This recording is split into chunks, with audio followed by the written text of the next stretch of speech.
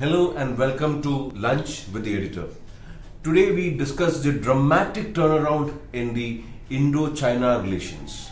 From a standoff, from a military standoff which could have escalated and which could have gone really bad, to some sort of an agreement on the issue of terrorism.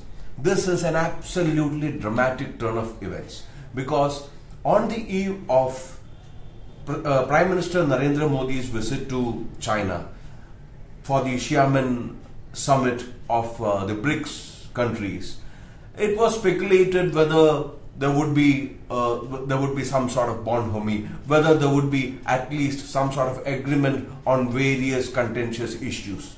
And there was a statement from the Foreign Ministry of China that the issue of terrorism, particularly about Pakistan, should not be raised by India, because Pakistan is a very close and trusted ally of China.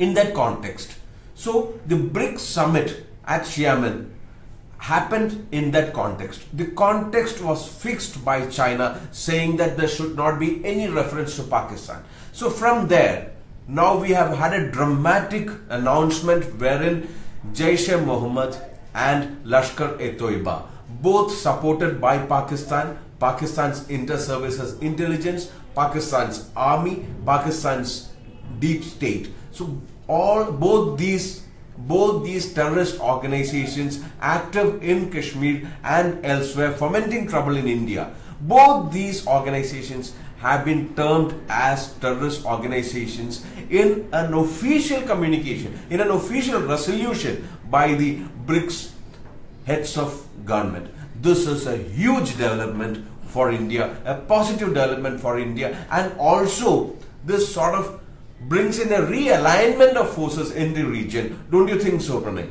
Absolutely.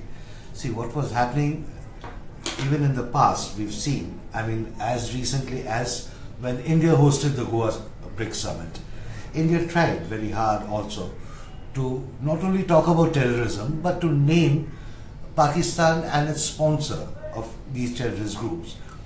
That is where I saw China, and others also agreed with China, they pulled back. They did not name Pakistan. They were not in a position to name and shame. In this case, they have really gone ahead.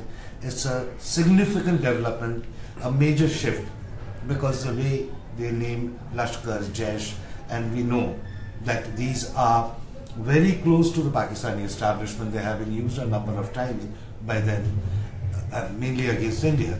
So it talks about a lot of things. One, China as a responsible player. This is a question that was being raised by a lot of people, that if you want to play that role, then you cannot be so choosy like what Pakistan does. There are good terrorists, there are bad terrorists. When you are glossing over such a thing, then people raise questions about it. That is one. The other, if you want a strong relation with India, India has been a victim of these groups. And despite the engagement with Pakistan, nothing really meaningful has come out of that. So that was an expectation that China will also support.